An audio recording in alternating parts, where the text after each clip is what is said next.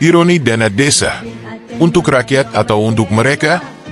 Dana desa, yang sejatinya menjadi harapan bagi pembangunan dan kesejahteraan masyarakat, kini menjadi ladang subur korupsi dari tingkat kepala desa hingga pejabat di atasnya.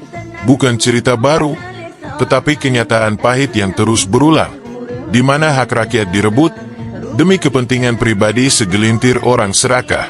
Makan minum saat gotong royong dianggarkan. Nyatanya, saat gotong royong, air mineral pun harus beli sendiri. Kemana dana itu pergi? Mungkin menguap di meja rapat yang hanya sekadar formalitas, atau terselip di kantong mereka yang menyebut dirinya pelayan rakyat. Pelatihan dan sosialisasi yang katanya untuk masyarakat, nyatanya hanya menjadi ajang pemborosan yang memakan biaya percuma.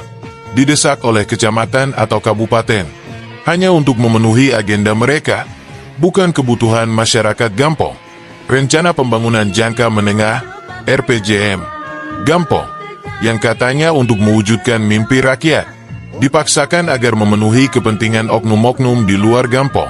Hanya 20% dari usulan masyarakat yang benar-benar terrealisasi. Sementara sisanya, titipan konglomerat yang menjadikan dana desa sebagai pundi-pundi emas mereka. Apakah ini yang disebut keadilan? Apakah ini yang disebut pembangunan berkeadilan sosial? Tidak, ini adalah penghisapan. Penghisapan darah rakyat kecil yang hanya bisa berharap pada dana desa, tetapi malah dihianati oleh mereka yang duduk di kursi kekuasaan.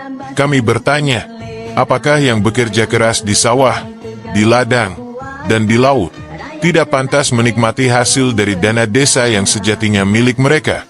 Apakah suara rakyat kecil hanya sekadar angin lalu, sementara suara konglomerat menjadi hukum yang tak bisa ditentang? Panggilan untuk semua yang masih memiliki nurani, kembalikan dana desa kepada rakyat. Hentikan permainan kotor yang mencederai kepercayaan mereka. Jangan jadikan dana desa sebagai alat untuk memperkaya diri sendiri, tetapi sebagai senjata untuk melawan kemiskinan dan keterbelakangan. Dana desa adalah hak rakyat, bukan alat kekuasaan, bukan pundi-pundi koruptor. Ingat, rakyat hanya diam karena mereka masih berharap.